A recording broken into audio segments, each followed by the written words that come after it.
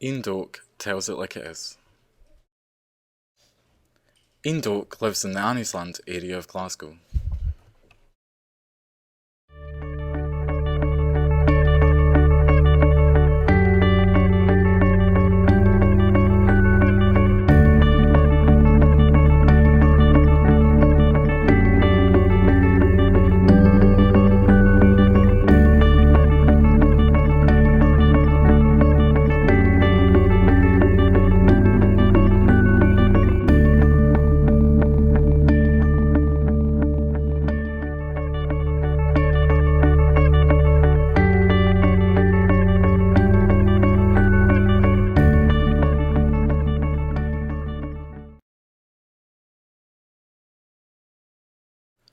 I went along to visit Ian to talk to him about his youth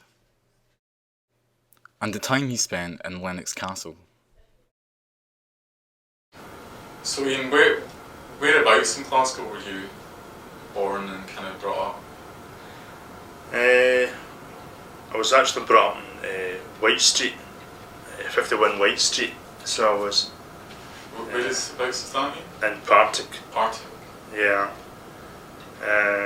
Yeah. I used to come in from school, get changed, then go out and go and play in the swing park, some football and that with my friends and that. So I did after we finished my school and that. I didn't get very much in the school right enough, because they never taught me very much, like learning to read and write and all that. Were you a bit annoyed about that, Ian? I was, yes, because going to school, and I think that's what they should be teaching people like myself, to learn, because that's what I was going to school for, to learn, to read and write. What was it they taught you then, Ian? Nothing at all. They never taught me anything. Just go to school and just go outside in the playground and kick the ball about, football and all that. And that was it. How long were you in Lennox Castle for? I'd done, as far as I can recollect, that's a good word, recollect, I don't usually use that. Lennox Castle, as far as I can tell, I was in there for about 7 years. So I gets taken down to one of the wards, and the ward that I was taken into to begin with was Ward P at that time.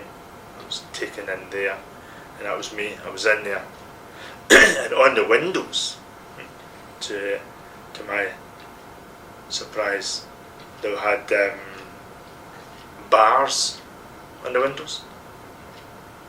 For some reason, I don't know why, they had bars on the windows.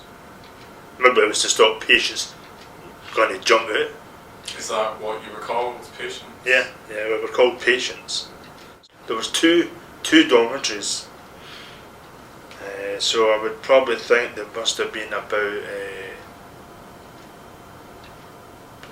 30 in one and 30 in another.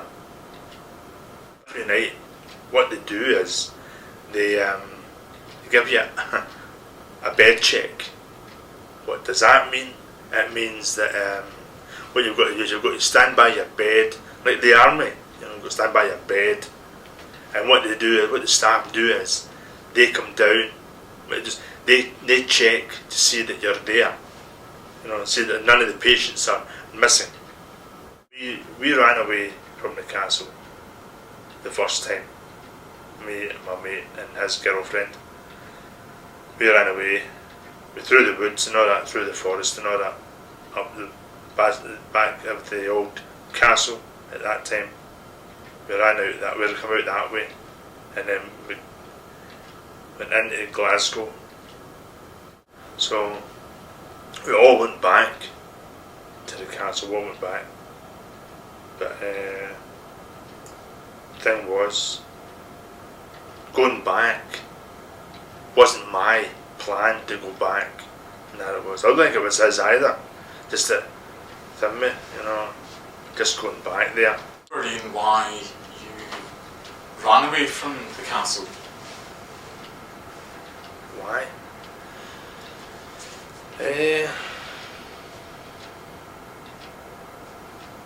Not really. Not really. I kind of think why. Did you feel you weren't happy there? You wanted something Well, else? according to what I was told, that after I went back, I mean, my mother didn't tell me, but somebody told, I don't know who it was that told me, but somebody says to me, you do realise that you were there voluntary? Voluntary? What's voluntary? Which meant that, as far as I could tell, what it meant was that that I could leave the castle anytime I wanted. Oh, I didn't know that.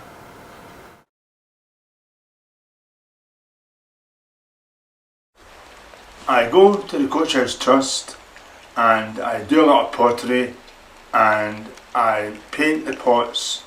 So I do it when they come out the kiln room, and then they get sold in the shop around the corner, and we get the money back off of that.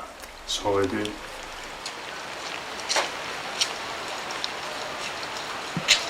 I'm making a Rangers lamp.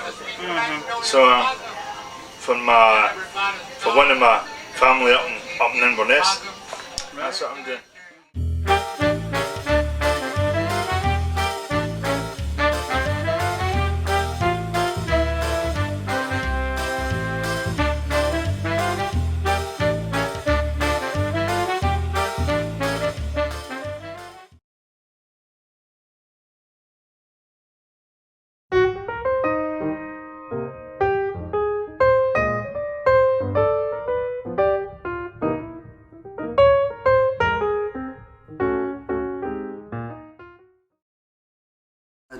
I do a lot of cycling, but it strengthens my legs, so it does, you know. But that's the reason I can't walk very good, right enough. But well, that's the only reason I can do the cycling, is because I'm good at it. So I am, and I enjoy it.